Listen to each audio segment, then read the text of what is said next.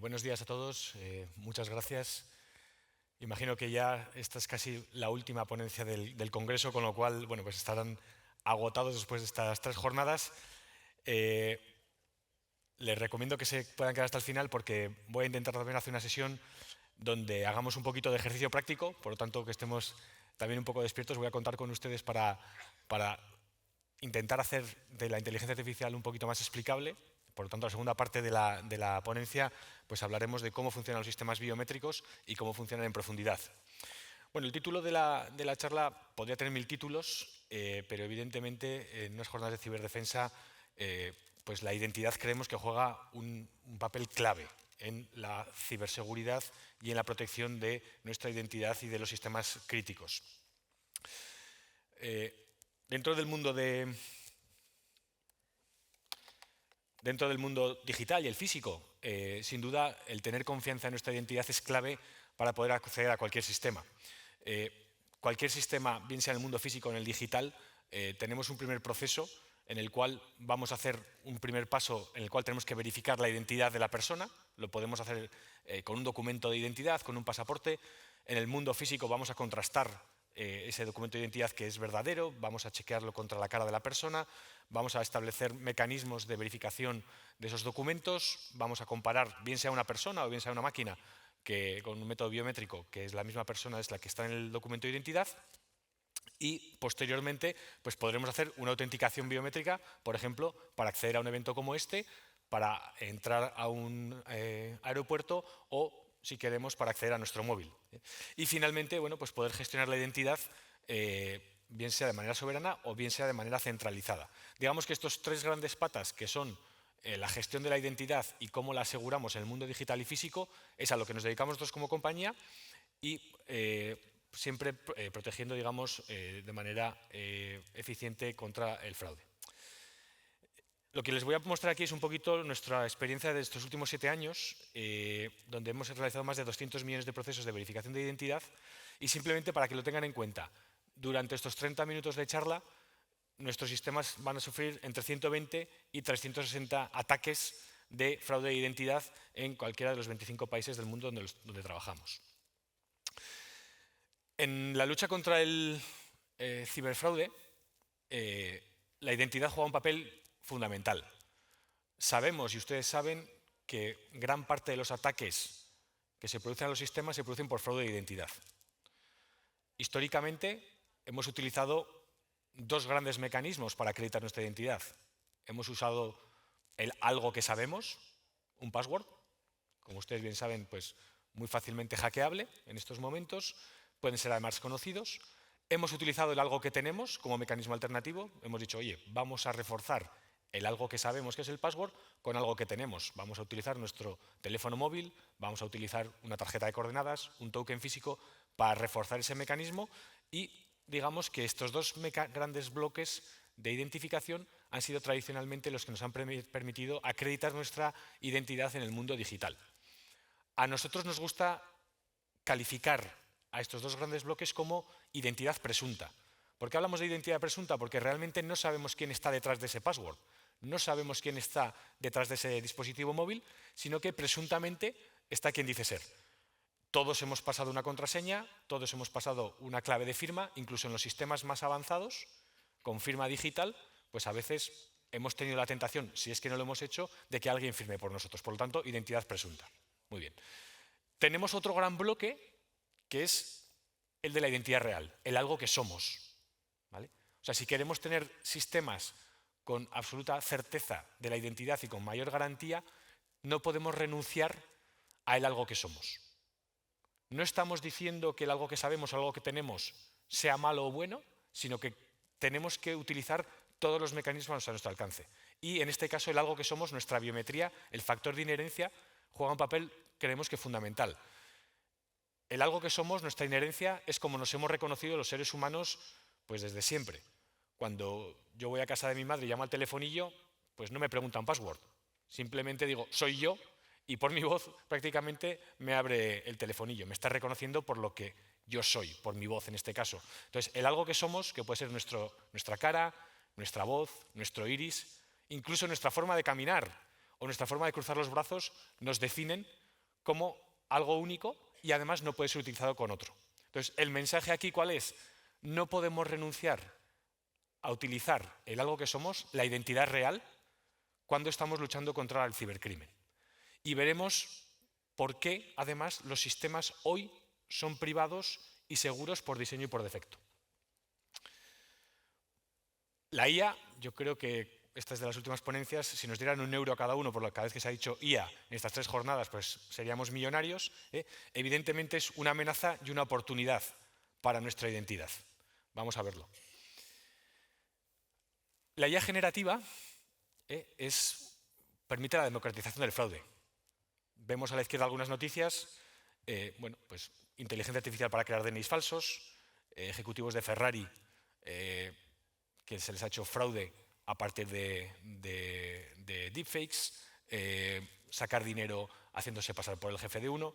Ahí a la derecha pueden ver pues, varias caras de personas que no existen, una de la persona que sí existe, y están viendo en el centro pues, cómo en 30 segundos prácticamente podemos generar caras falsas, caras que no existían, identidades que ya no existían. Entonces, la IA generativa presenta pues, lo que yo llamo la democratización del fraude. Cualquiera, con muy pocos medios, puede generar identidades falsas. ¿Esto qué ha supuesto? Pues que el fraude de identidad se haya multiplicado por 20 en los últimos años. ¿Vale? Bueno, nos gusta o me gusta hacer esta analogía, ¿no? En el mundo físico, vamos a decir, antiguo de la moneda, pues un poco vivimos lo mismo. Vivimos la democratización del fraude cuando se inventaron las impresoras, o mejor dicho, las fotocopiadoras. Las fotocopiadoras se inventan hace casi 100 años, pero a final del siglo pasado podemos tener en nuestras casas sistemas o fotocopiadoras láser de altísima calidad que potencialmente nos permitirían imprimir dinero en nuestras casas.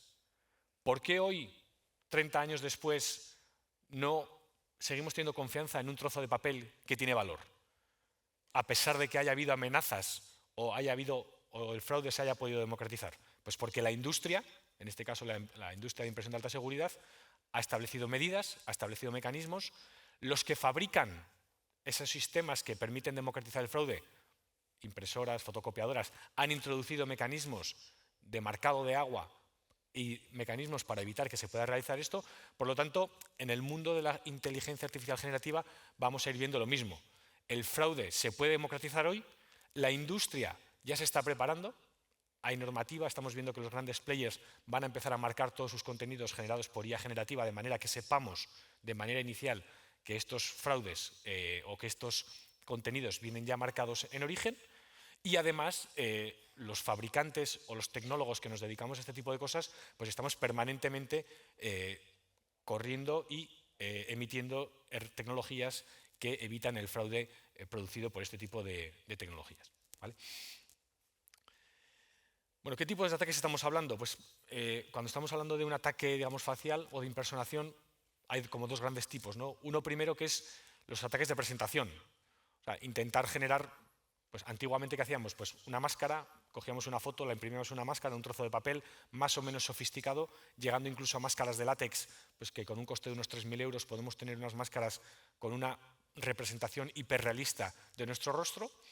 Y en ese momento, una vez que tengo hecha el rostro que quiero impersonar, pues lo puedo intentar colocar dentro de un sistema digital.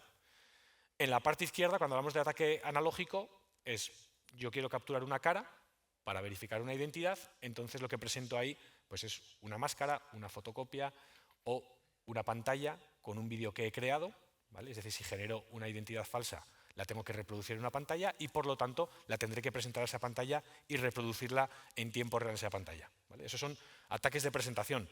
¿Cómo podemos prevenir esto? Pues, evidentemente, con tecnologías, algoritmos que previenen y son capaces de detectar este tipo de ataques. De hecho, hay esquemas de certificación y normativas ISO que hablan de estos ataques de presentación y laboratorios a nivel mundial.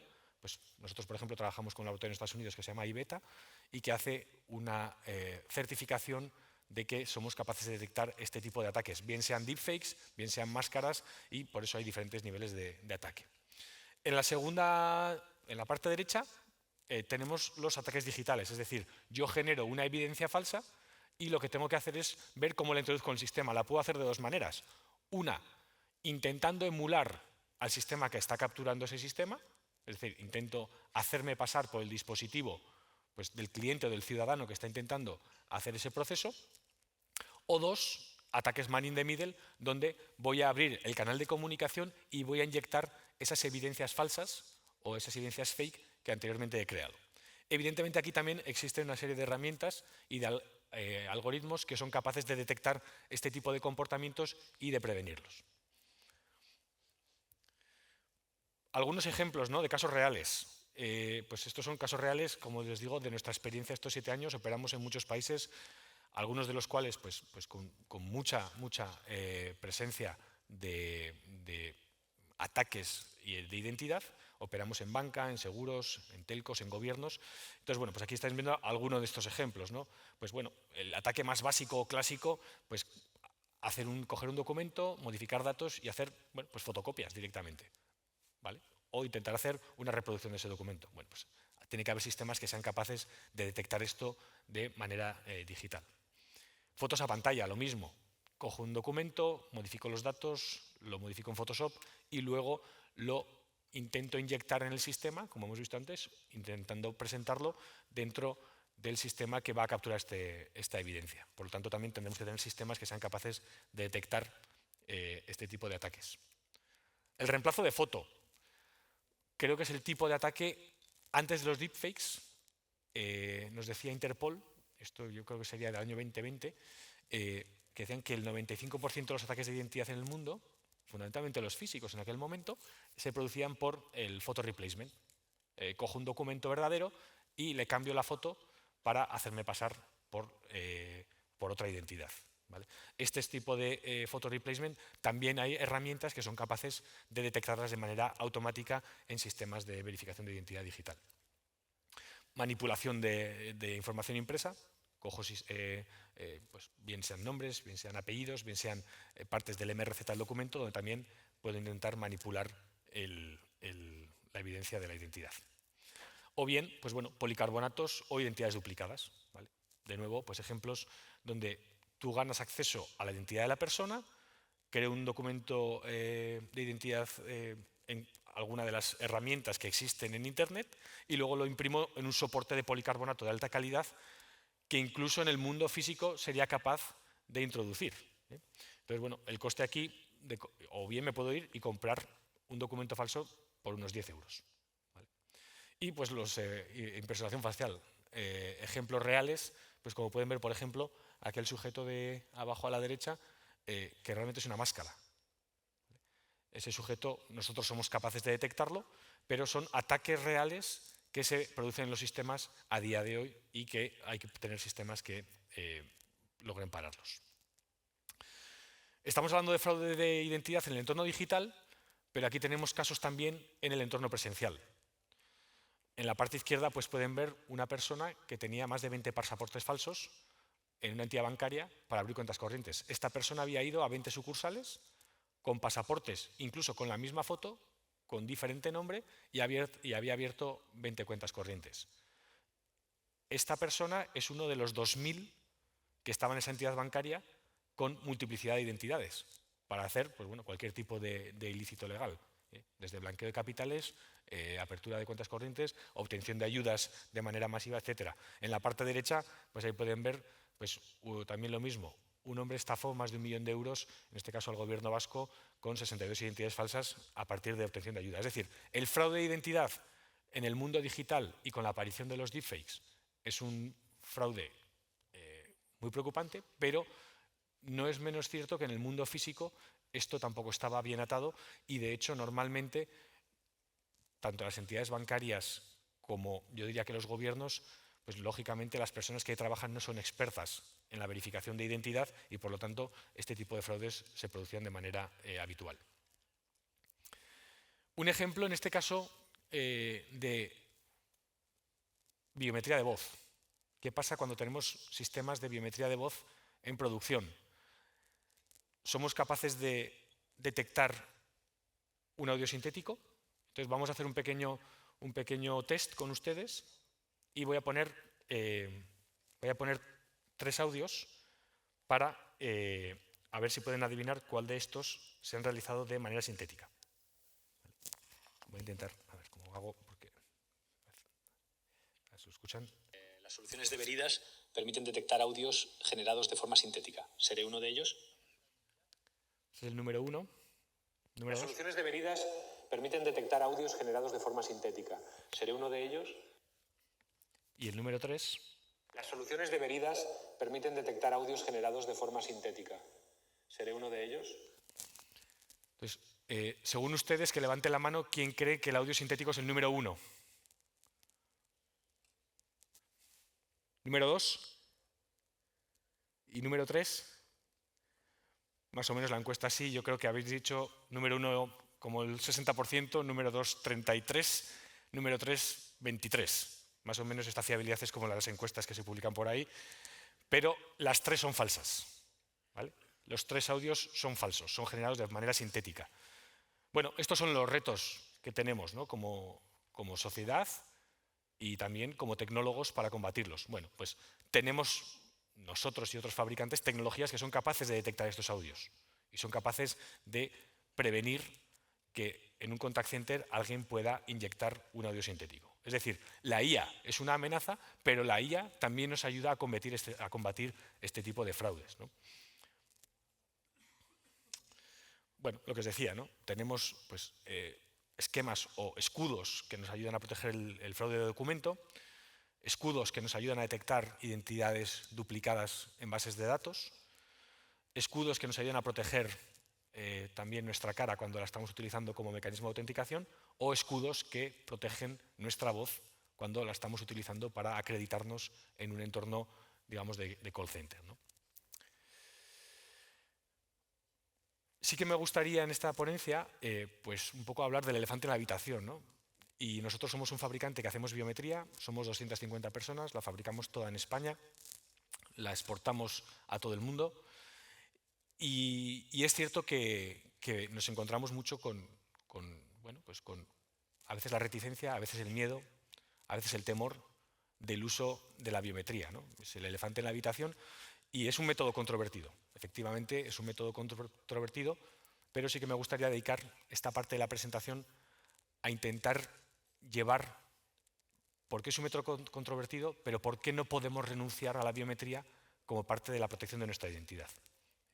Entonces, bueno, pues, noticias siempre, oye, detección errónea de una embarazada, rechazo de los sistemas de reconocimiento facial, el famoso uso que hizo Mercadona hace unos años para reconocer a personas que tenían orden de alejamiento de sus supermercados, o, no sé, videovigilancia algorítmica en nombre de la seguridad.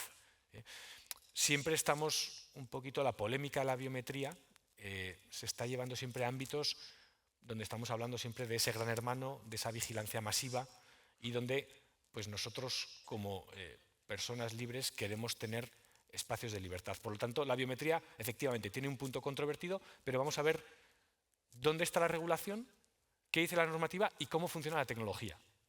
Lo que me gustaría es que después de este segundo bloque de la charla, todos ustedes bueno, pues, pudieran entender que la biometría moderna, digamos, rompe ese mito número 1 que nos gusta llamar a nosotros. El mito número 1 es que si yo pierdo mi contraseña, puedo hacer una nueva, pero normalmente ha habido un mito también que es que si pierdo mi biometría, entonces pierdo mi identidad. ¿Vale? Eso, pues como le estamos llamando, es un mito, pero más que sea un dogma que ustedes tengan que creer de lo que yo les digo, voy a intentar hacer una explicación de cómo funciona la tecnología para que ustedes hagan la evaluación de cuánto riesgo puede tener la tecnología para ser utilizada. Bueno, ¿qué dice el Reglamento de Inteligencia Artificial? El Reglamento Europeo de Inteligencia Artificial, que se aprobó en marzo, pues habla de muchas cosas, pero entre otras hubo un gran debate en relación al reconocimiento biométrico. Y digamos que el Reglamento de Inteligencia Artificial, en mi opinión, hace una evaluación inteligente de lo que tiene que ser una herramienta. Es decir, utilizar el cuchillo para cortar jamón y queso está muy bien. Evidentemente, utilizar el cuchillo para agredir a una persona pues no es permisible. Por lo tanto, el Reglamento de Inteligencia Artificial lo que hace es evaluar el uso de las herramientas en función del riesgo. Y básicamente dice que cuando se utilicen sistemas de identificación biométrica, atención a la palabra, remota, quiere decir en campo abierto, es decir, unidos a sistemas de videovigilancia abiertos, sin participación activa del usuario, en tiempo real y espacio abierto, con fines policiales, está prohibido con excepciones. ¿Vale? Eso dice el Reglamento de Inteligencia Artificial. Si queremos utilizar sistemas de identificación biométrica remota sin participación activa del usuario, se calificarán de alto riesgo, por lo tanto hay que pasar una serie enorme de chequeos y de verificaciones para que se autorice ese uso, pero cuando estamos hablando de sistemas de identificación biométrica no remota, es decir, en campo cercano, con participación activa y consentimiento del usuario, la norma europea o el reglamento de inteligencia artificial dice que el riesgo es nulo o bajo. ¿Vale? Y lo mismo cuando hablamos de verificación biométrica, 1 a 1. El riesgo es bajo o inexistente. Es decir, el sistema que algunos de ustedes han podido utilizar para acceder a este recinto, de acuerdo al reglamento de inteligencia artificial, tiene riesgo nulo o inexistente. ¿Vale? Y entonces, ¿esto por qué es? ¿Se han vuelto locos los expertos que han redactado el reglamento de inteligencia artificial? ¿O a qué se debe esta calificación? Pues vamos a intentar explicarlo, ¿no? Entonces, esto responde simplemente a un nuevo paradigma. Vamos a decir que hemos pasado de las plantillas biométricas a las referencias biométricas renovables. Es decir, los reguladores hasta ahora, y fundamentalmente los reguladores en protección de datos, han hecho una buena regulación. Se ha hecho una buena regulación. Y se ha hecho una buena regulación de acuerdo al estado de la tecnología que existía hace 15, 20 años. La regulación es adecuada de acuerdo a un estatus de la tecnología que existía hace 15, 20 años. Esa tecnología son las plantillas biométricas, vamos a decir, clásicas. Yo diría que el 100% de los fabricantes que utilizan biometría hoy en día utilizan lo que se conoce como RBRs. Esto está recogido en una normativa ISO, IEC, la 24745, y estas referencias biométricas renovables pues, son las que garantizan que los sistemas biométricos son privados y seguros por diseño y por defecto. Entonces, estos últimos 15 minutos de la charla vamos a trabajar juntos en un ejercicio que hemos trabajado y que estamos trabajando dentro de la cátedra ENIA con la Universidad Autónoma de Madrid para hacer la inteligencia artificial más explicable, para que todos podamos ser capaces de entender cómo funcionan algoritmos muy complejos. Entonces vamos a ponernos a ello. Las plantillas biométricas, la tecnología que conocíamos anteriormente. Vamos a hablar de biometría facial, pero lo mismo nos daría hablar, por ejemplo, de huella, ¿vale? O de otro tipo de biometrías. La biometría clásica se basaba en la detección de puntos característicos. Siempre tenemos esa imagen de cuando se habla de biometría, esa especie de máscara que se nos coloca en la cara, y entonces, digamos, así es como funcionaba la biometría clásica, la de plantillas biométricas. Puntos faciales fijos, puntos característicos, que podrían ser pues, el tamaño de nuestra boca, distancias relativas, el tamaño de nuestra nariz, algo que definía nuestra cara, vamos a decir, de forma matemática. ¿Vale? Se tomaba una imagen facial, se tomaban 60-80 puntos claves, eso se convertía en una plantilla biométrica y se compararía ese rostro, esa plantilla biométrica, con las que estuvieran almacenadas en el sistema. ¿Vale? Así es como funcionaba un sistema biométrico basado en plantillas biométricas. ¿Qué riesgos y limitaciones tienen? Bueno, pues esta tecnología pudiera presentar importantes riesgos, ¿no? en materia de privacidad y seguridad. Es decir, si a partir de un tratamiento biométrico de mi cara yo llego a algo que me define y que me compromete, pues estaríamos hablando de que, efectivamente, en el dictamen de 2012 del Comité Europeo de Protección de Datos, pues, oye, hay que tener cuidado, por lo tanto, el Reglamento Europeo de Protección de Datos dice cuidado con los datos biométricos, son de carácter sensible y solo se pueden usar bajo ciertas salvaguardas, con consentimiento, con una base legitimadora adecuada, con la proporcionalidad, juicios de necesidad, evaluaciones de impacto, etc. ¿Vale? Entonces, ¿por qué? Pues porque estas plantillas biométricas pues, se habla de unicidad, se habla de que son interoperables, se habla de que son reversibles y que son irrevocables. Esas son las características de las plantillas biométricas clásicas y según las cuales pues, los reguladores han estado regulando y según las cuales nos hemos podido quedar nosotros con decir, oye, esta tecnología realmente es muy peligrosa, porque si comprometo mi plantilla biométrica, pues comprometo mi identidad para siempre. ¿Cómo funcionan los sistemas actuales basados en inteligencia artificial? Bueno, pues en este caso lo que tenemos son redes neuronales profundas a las que le hemos enseñado, similar a lo que le hace un cerebro humano, a procesar rasgos diferenciales. Se ha entrenado al sistema con muchas caras de mismas identidades, de muchas razas, de muchas edades, y las RBRs, la inteligencia artificial, al final acaba obteniendo una serie de patrones que no sabemos muy bien cuáles son, pero que le ayudan a ella a distinguir a esas caras, entre 500 y 600 rasgos únicos, y luego se procesa basado en prototipos. O sea, el cerebro humano, ¿cómo hace la comparación? Pues la comparamos en base a nuestra experiencia. Por eso nosotros somos muy malos comparando caras, porque lo que sabemos son normalmente caras blancas caucásicas. Cuando vienen caras asiáticas no sabemos distinguirlas porque no hemos almacenado, no nos hemos entrenado con esas caras, o con personas de raza negra, con lo cual también tenemos problemas serios de identificación biométrica. Los sistemas automatizados o los sistemas entrenados por IA, con un buen material de entrenamiento sin sesgo, tienen mucho menos sesgos que el ser humano en cuanto a raza, en cuanto a edad, en cuanto a género, etc. ¿Vale? Entonces, de alguna forma el cerebro humano y la IA funcionan de manera similar y esa flexibilidad y plasticidad también la manifiestan. Yo cuando veo a una persona, pues no sé, que tiene unas orejas enormes, pues digo, oye, dentro de mi campo de entrenamiento, ahora esta es la persona que orejas más grandes tiene, ¿no? Y mi cerebro aprende a distinguir gente que tiene ese tipo de características. La IA funciona más o menos igual con bases de datos de entrenamiento que son infinitamente más grandes que las que podemos procesar nosotros como seres humanos. Entonces, las referencias biométricas renovables, que insisto, es la manera en la que funcionan, yo diría que el 100% de los sistemas biométricos modernos, basados en IA, no contienen valores directos de ningún rasgo biométrico, ¿vale? Son referencias relativas de esos rasgos biométricos, ¿vale? Y están diseñadas para cumplir, digamos, esa parte de privacidad y seguridad, ¿vale? Entonces, estas referencias biométricas renovables tienen unas características que son únicas y que además nos permiten hacer o decir que la tecnología biométrica moderna es segura por diseño y por defecto. Son múltiples, puedo generar múltiples RBRs a partir de mi cara. Son irreversibles. Los que hayan entrado con ese vector biométrico no se le puede dar la vuelta. Si alguien lo detecta, no podemos volver a la cara original. No son interoperables. El sistema de veridas no se habla con los sistemas de la competencia, lo cual es un lío técnico. Ojo, y los sistemas de veridas de 2024 no se hablan con los de veridas de 2018, lo cual es otro lío técnico, pero nos garantiza esa seguridad. Y además son revocables. Si por lo que fuera se comprometieran esos datos, que no valen para nada, los podríamos revocar.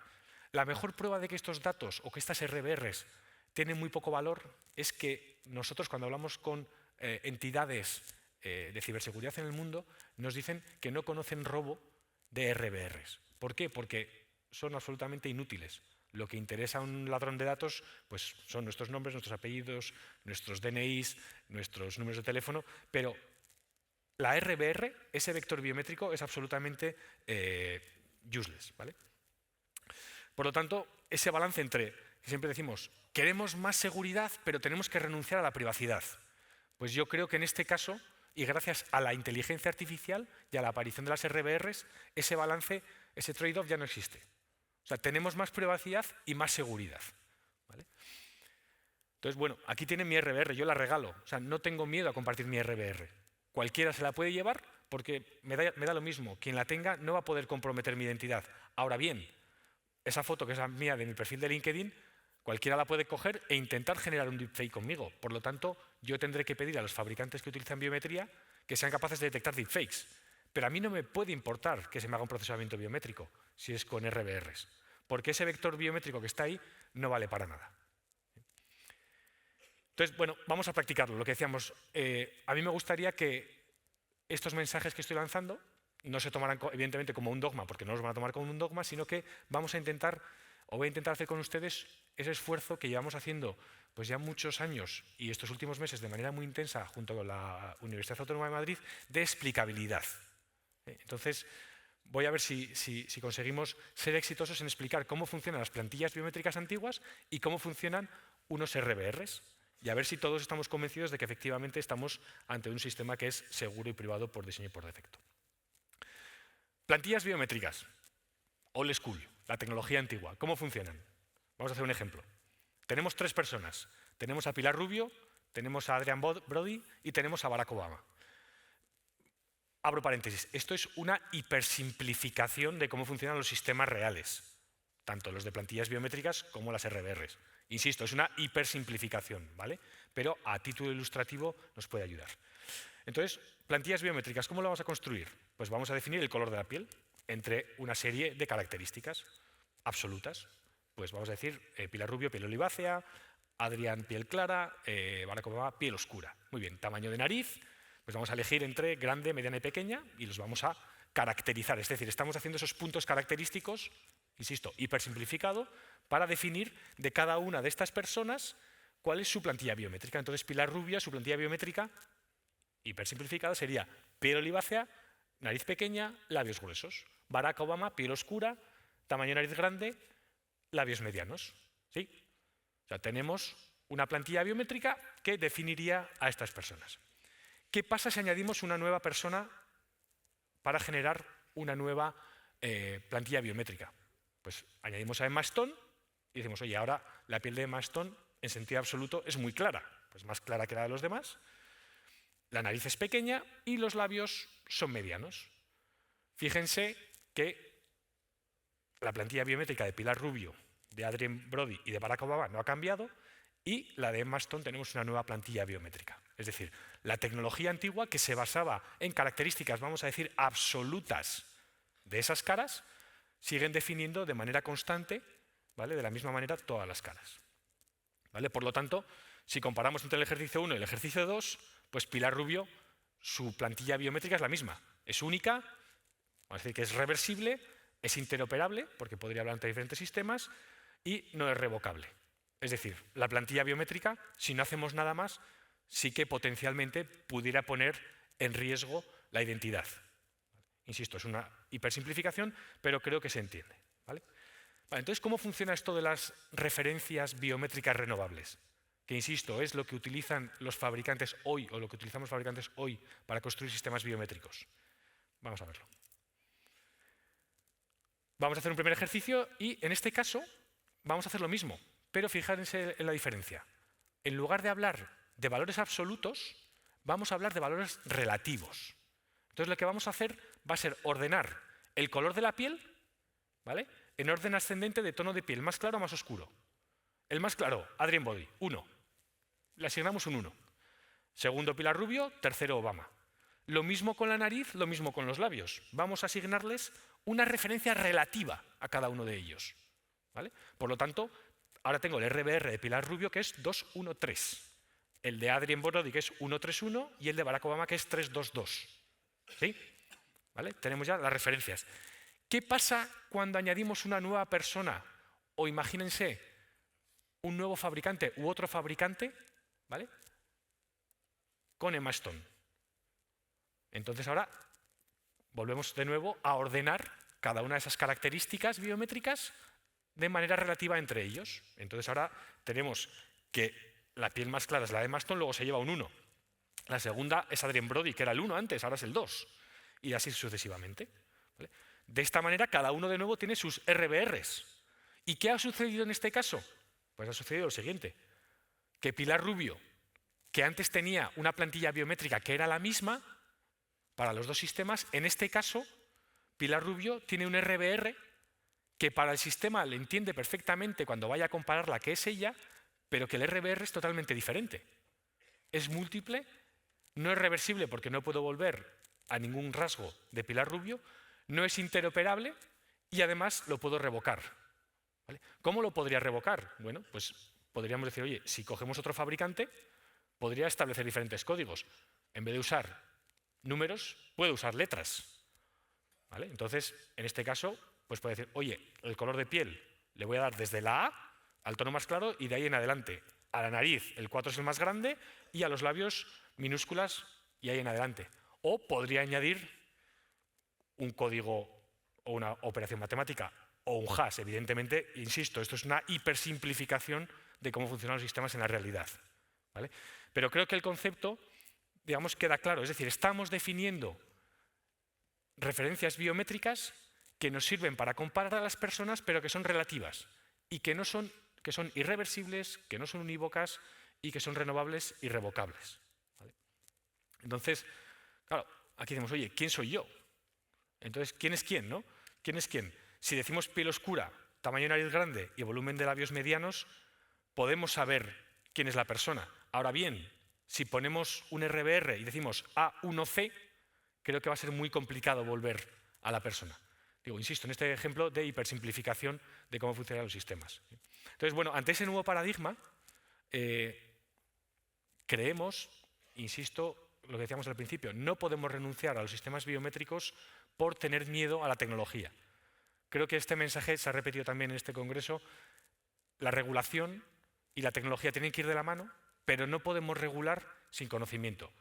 Y no podemos tener conocimiento si no tenemos industria y tecnología propia. Yo creo que es un mensaje que también es importante y por el que estamos aquí todos empujando. Bueno, entonces, ¿cómo reenfocaríamos la regulación de los sistemas? Oye, los sistemas se tienen que basar en riesgo, nos lo dice el Reglamento de Inteligencia Artificial. Luego, por lo tanto, los usuarios de estos sistemas, ¿qué tienen que pedir? Oye, primero hay que regularlo en función de la finalidad y las condiciones de uso. Debemos exigir tecnologías con garantía de calidad. No vale todo. Hay institutos, centros de certificación como es el CCN, hay centros a nivel mundial como es el NIST, el National Institute of Standards and Technology, que evalúa la calidad de los sistemas biométricos y los fabricantes somos libres de presentarnos ahí, cualquier fabricante del mundo, para evaluar nuestro rendimiento biométrico. Nosotros nos presentamos y en algunas de las categorías hemos quedado número 2 del mundo entre 300. Cierro paréntesis. IBETA es un laboratorio que acredita estas pruebas de vida o la detección de estos deepfakes, ¿vale? Tanto de cara como de voz, los esquemas nacionales de seguridad, los esquemas ETSI. Es decir, tenemos que exigir que la tecnología esté evaluada con garantía de calidad, como lo pedimos en los crash tests de nuestros coches. Debemos cumplir de manera global con las obligaciones en materia de protección de datos. El regulador de protección de datos, que insisto, ha regulado bien de acuerdo al paradigma tecnológico que antes existía, también debe escuchar a los desarrolladores, que hemos escuchado a los organismos de protección de datos y hemos adaptado la tecnología para que sea privada y segura. Y el usuario siempre debe estar en el centro con pleno control sobre sus datos y con lo que él se hace. Pues nada, espero haber conseguido el objetivo y haber transmitido las ideas que teníamos por aquí. Muchísimas gracias a todos.